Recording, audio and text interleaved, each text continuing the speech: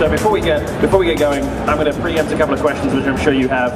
Number one, 1.2 is coming very soon, despite what some people may have said on a panel last night. Very soon is the only date we're going to give you, but it's going to come really, really soon now, and we will give you some amount of notification about it coming before it arrives, because we have to tell you when the maintenance happens. Number two, we had a few questions yesterday, just to preempt this one. Server transfer and the ability to character transfer from one server to another is something that's being worked on by the development team right now. It's a very high priority item for these guys, and they're working hard on it. We are doing character transfer for Asia Pacific players to allow them to transfer from US servers to Asia Pacific servers. That's going to happen right after 1.2 ships, and then after that happens, we'll be looking to character transfer for the general population. So don't ask those questions. Or ask them and we'll laugh at you. Steven, you want to introduce people? Sure. Up on stage, to my right, Emmanuel Lusinchi. Lusinchi.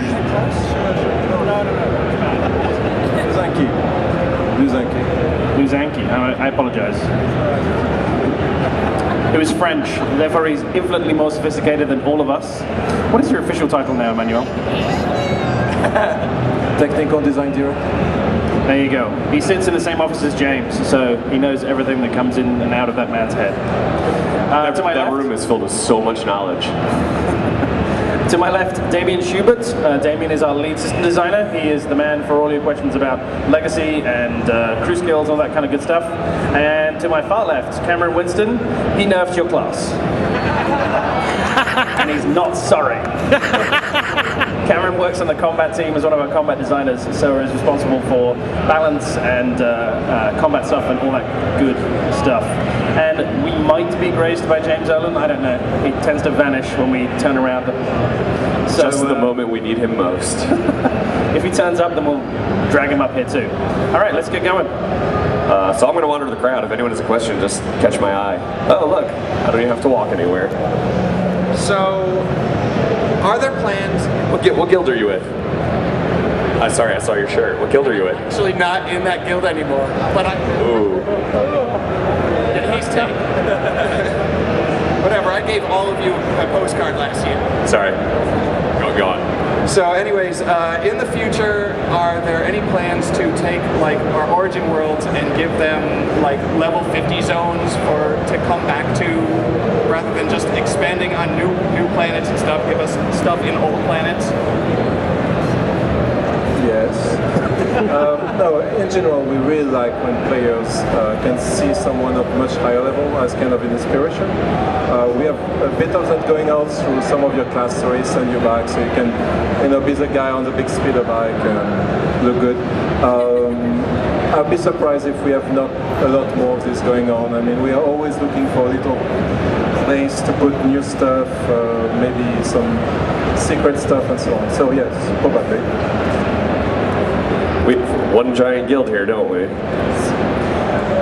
Alright, now that at this point Ilum has all been called dead, what is the immediate plan for Ilum and the world PvP as a whole?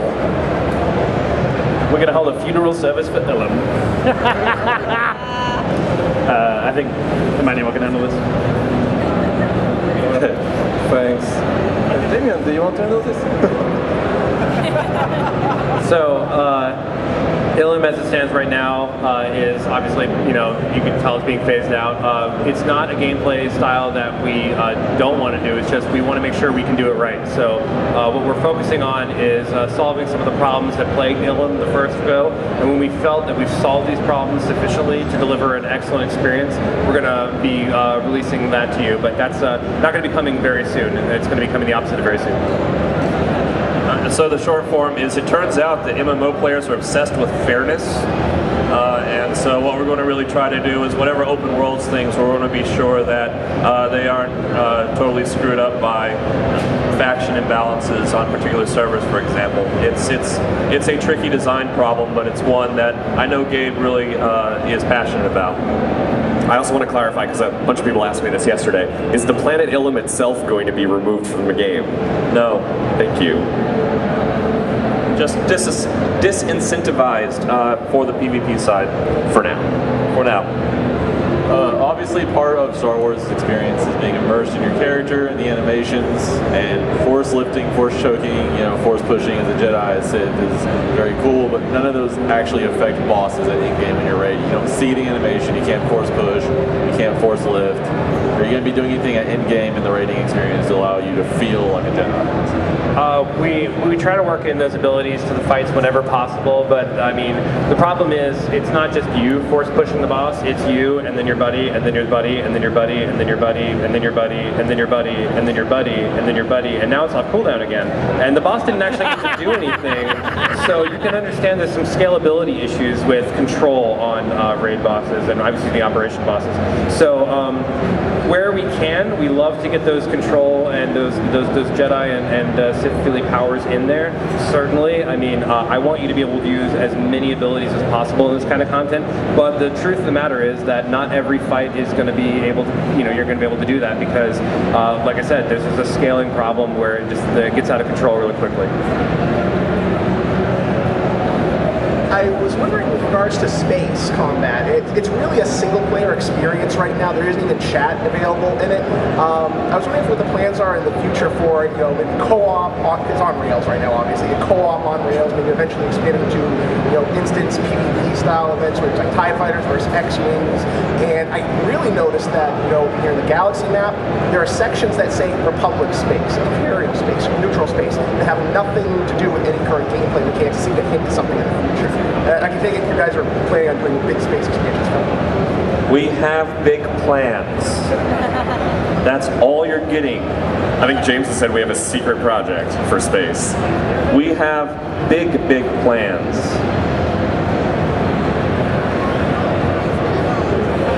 Hey fellas, I have a question about companions. Are you going to be adding more companions, secret companions, something a little different from the norm, or?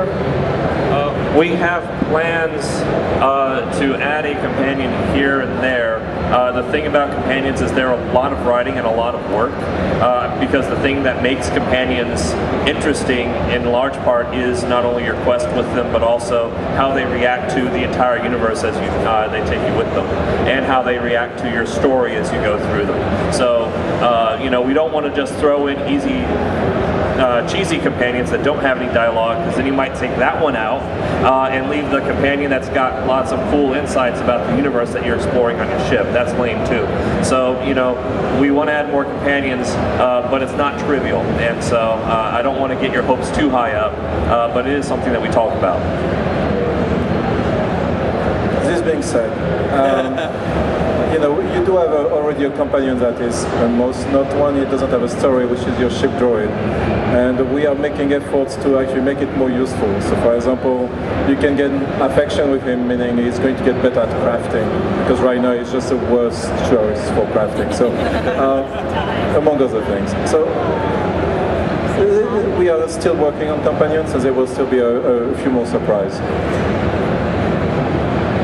Hey guys, so I have a question about the combat logs. I know BioWare is not too thrilled about the hardcore players and they want casual players.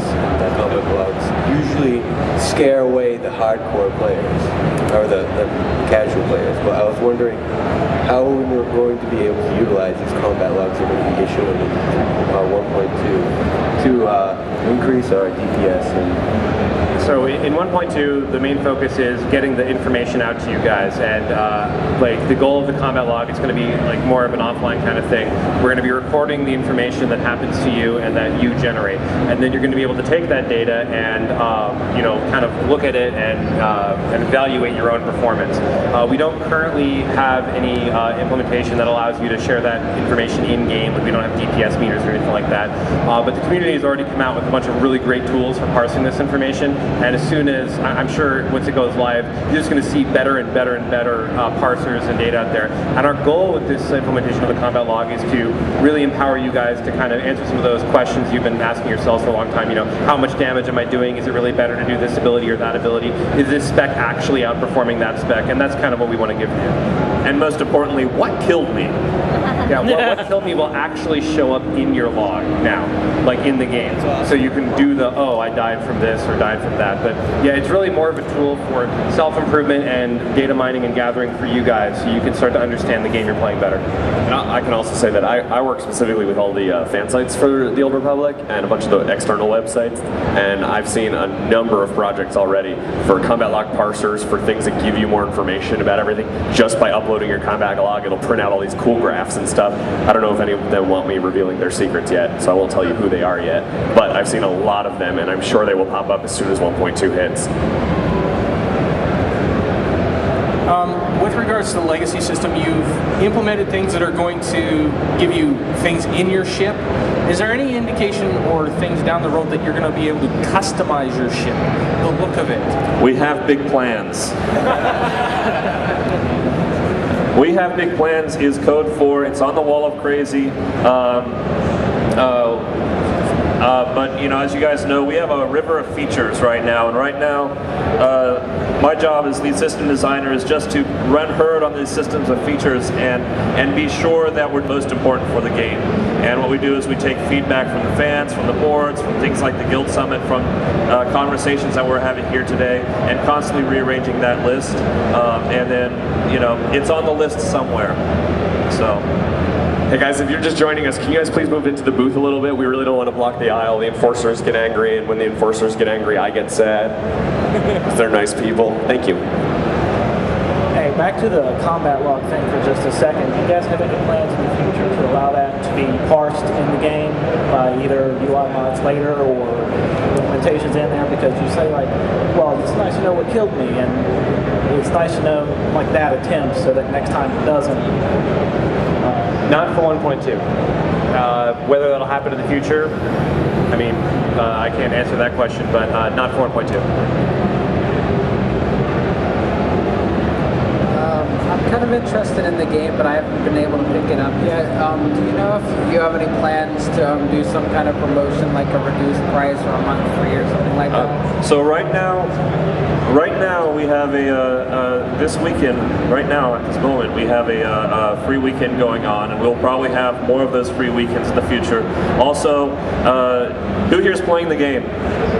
Ask any one of these guys to give you a buddy key, and that will give you 7 days for free, basically, and where you can play the game. You can only go up to, I want to say it's level 15, and go up to the second planet inside the story, but it should give you enough of an idea of whether or not this is the game for you, which it is. I actually had some questions about what kind of plans you have for the legacy system, and what kind of benefits you're going to have for people who already have it. You totally should have been here at 1 o'clock. So we'll go into that in more detail tomorrow at 1 o'clock, right? So if you want the long explanation, then you should come back then. The short form is that Legacy is coming in 1.2. It's one of the biggest, most ambitious features ever, and it's really designed to encourage you to replay the game and to also create a sense of unity between your characters. So you'll be able to shape the family tree that describes the relationship between all your characters, and as you do various things on each of these characters, you will unlock abilities, emotes, and other benefits that all of your characters can use. So for example, if you get to level 50 and finish your smuggler's story, then all of your characters will get the ability to use the dirty kick ability, which is pretty much to kick them in the giblets, right? If you get your warrior up, you'll be able to force choke those people, and yes, sometimes we're also going to relax the restrictions a little bit, so you'll be able to force choke, for example, some of the bosses that you can't choke with normal force choke right now in the game. If you have in PvE, in like PvE, we have limits on these abilities in order to prevent you from. We don't want you to feel like you have to max out everything, and so we limit these abilities. They can't be used in war zones, and they can't be used in operations, but they can be used pretty much everywhere else. You effectively need a companion with you to use these abilities. On top top of that, we have various unlocks that you can purchase based on the legacy level at the bottom of your screen that will allow you to do things like reduce the cooldown of your fleet travel, reduce the cooldown of your quick teleport, get some really cool boosters in your boots to allow you to have a super sprint for a few seconds. And it's just going to get more. We're going to put lots of expansion in this. We're going to put more and more things in this as the game ages. One of the coolest things, and personally my favorite thing, is that as of 1.2, through the legacy system, any class race combination is effectively possible. So if you guys know the Sith, right? The red scaly evil guys. If you want to play that one Sith guy who is on the side of light, that will be possible if you play a Sith Inquisitor all the way to max, for example. You'll be able to start a Sith Jedi Counselor or a Sith Jedi Knight. And that's really cool and feels really unique.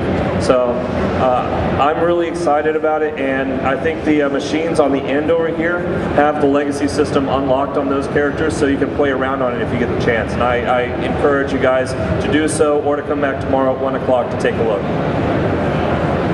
Is there any future of adding like the last name as a friends list to get everyone on one name rather than adding each character individually?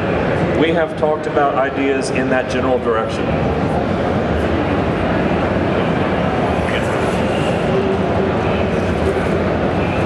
About the legacy things again, do you have to have your characters, do the legacy benefits also apply to characters that you haven't yet attached to the family tree thing?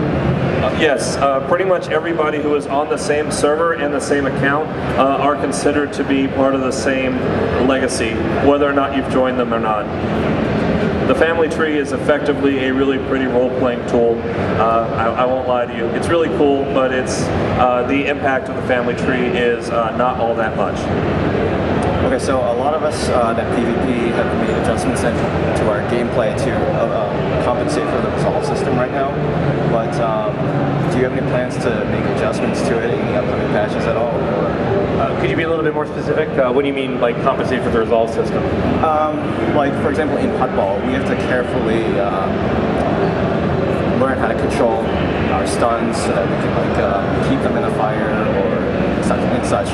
But you know, it's also gotten to a point where even though having a completely full resolve bar, we still get rooted or things like that. So I guess please tell me if I'm not answering your question, because I want to be clear. But we have two completely off the resolve system effects, and that's immobilize effects and snare effects. And this is actually by design. So the resolve system is designed as a visualized diminishing return system, right? So the idea is that you can actually see when people are able to be controlled, and that really is the design goal of it. But the resolve system is to minimize the amount of time you spend actually stunned and put to sleep and knocked back and knocked around. So it only provides immunity to knockback, sleep, stun, and control effects like that. The rooting or immobilize effects and the snare or slow effects that affect players are off the system intentionally, and that's because from a combat standpoint, we've designed these effects to be part of a kiting, anti-kiting game, which is completely separate from resolve. Some classes that don't have that need to establish range or establish close distance require these effects as part of their rotations in order to do their damage and be effective. So I guess really there is some confusion with some players where they have a hard time distinguishing between a root or an immobilize effect that stops you from moving and a stun effect which stops you from acting. And to be clear, immobilize effects and snare effects and slow effects are not part of the resolve system, and resolve is not effective. They are not stopped by resolve, nor do they build resolve, and this is by design. We are working on ways to improve the visualization of the resolve system and make it more understandable to players going forward, but this is a core part of what makes the resolve system work.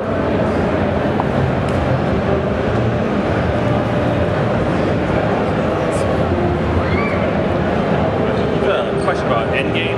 Currently in Karaga's Palace and EV, both Bone Thrasher and Soa are ridiculously hard fights, and not necessarily because of the challenge of the mechanics. For example, hard mode Bone Thrasher, you really can't dodge his attacks, and he will randomly crit and kill one person, and then you pretty much lose the fight.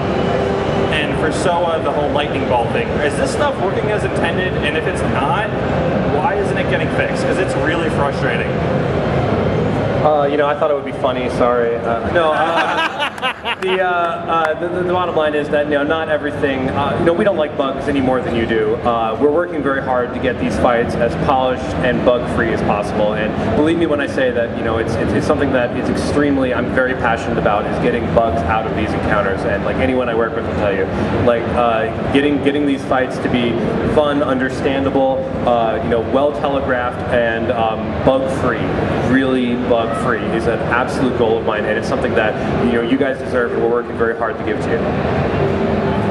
One of the things I want to take away is that the operations coming in 1-2, we want to be hard, but we want that operation to be hard for the right reasons. Like you're not doing the DPS enough, you're not doing the tactics enough. The operations that already exist. It should be the entry-level operations, and they should not be prone to that level of whim on the part of the system, and we're working to correct that. But I also want people to take away that the 1-2 operation is meant to be a worthy challenge for top-end guilds. And look for a new open world heroic encounter on Boss that will hopefully challenge you as well. What's going on about trying to bring some of the lesser used trade skills like arms tech and stuff up to parity with some of the more popular ones? Why do you hand the mic to me?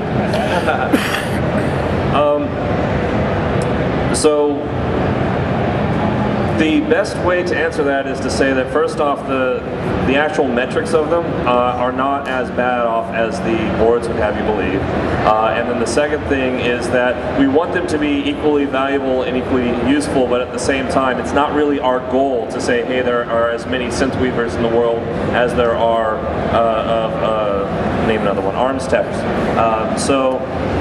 What we really want is for the people who have their markets to be able to have interesting and competitive markets for those crafters who are playing that game. But we also want people to be able to build and pursue what they want to build. We're going to continue to work, and the 1.2 has a ton of crafting changes in order to try to bring all of them in line with each other. And that's going to be something that we pretty much do with every patch, is to try to be sure that these guys remain within band of where they are in terms of usefulness. I also want to call out that on the website there's actually a developer blog we posted a couple weeks ago that goes into a lot of detail about every single crew skill and what changes are being made to 1.2, because there's been a lot of changes made to make sure that every single crew skill has a use at endgame. Yeah, and if you look at the patch notes for crew skills in 1.2 are ridiculous. I mean, that team went to a lot of work to try to bring all the crew skills up to speed. I played WoW Endgame for a while, and one of the problems they had as they went through the tiers is that either people got left behind as things started stacking up, or then people were able to skip things too easily. So as SWTOR starts adding on operation tiers, how do you plan on dealing with either the gap or the possibility of people skipping content? The itemization as a plan for that will become more and more clear as we start to get to the tier, especially past this patch 1.2. I mean, it's important to us that the people trying to assemble Reid operations teams have a deep recruiting pool that they can pull from, that they don't feel like they have to go back and do content that they feel like they've already retired, that they don't want to do anymore in order to gear up new players. And so we definitely want to have systems in place that allow that. We actually are talking a lot about how crafting might be able to handle that problem of getting you caught up. So there will be more details on this, not this patch, but once we get closer to the next operation that we release. I just want to remind everyone one more time, if you're coming and watching, can you please step into the booth? We still got plenty of space up here. I know it seems like there isn't any, but there's tons of space. Come on in, join the fun. We got to keep the aisle clear for everybody to walk through. Thank you.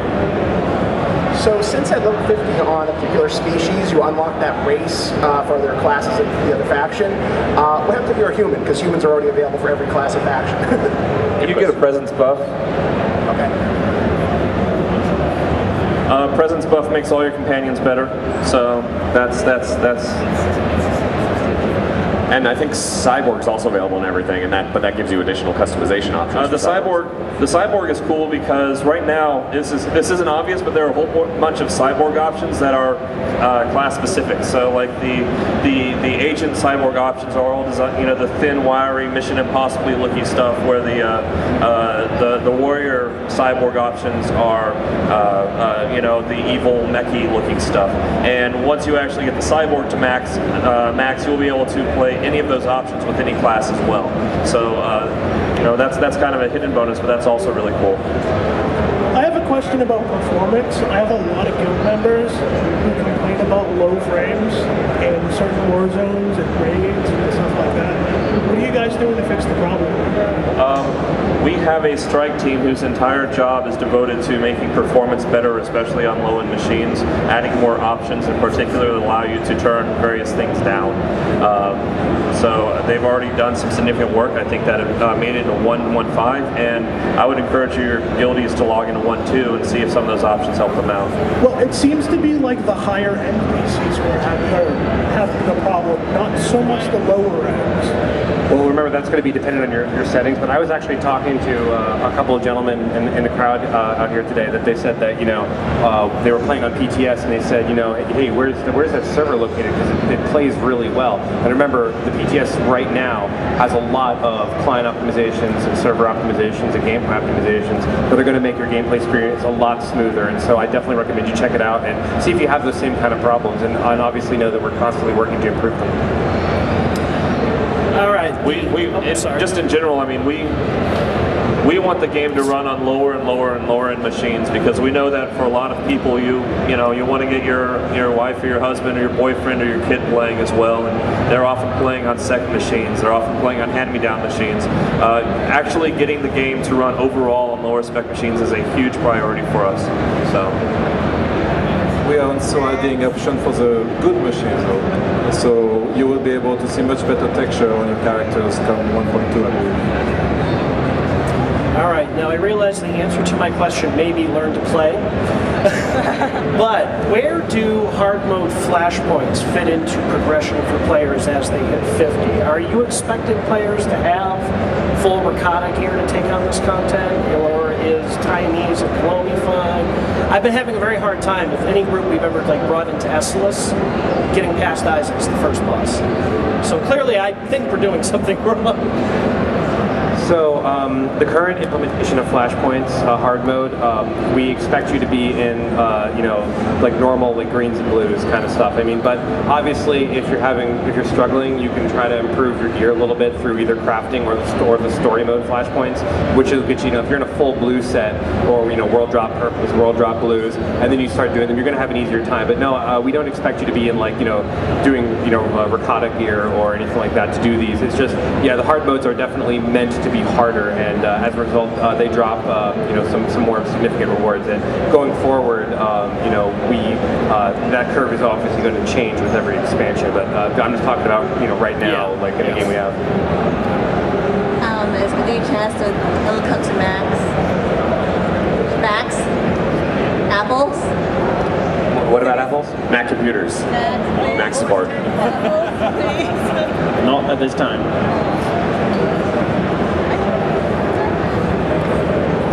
Do you have any plans to add more character slots? We are talking about it.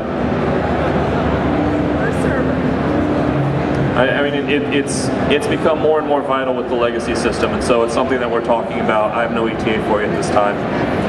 Okay, I have a quick question about the amount of servers. We have quite a few servers, and when I first joined into the one I'm in right now, it was, I think, heavy, and then it's slimmed down since then, and I see some servers are light, some servers are medium. Will there ever be server mergers in the future?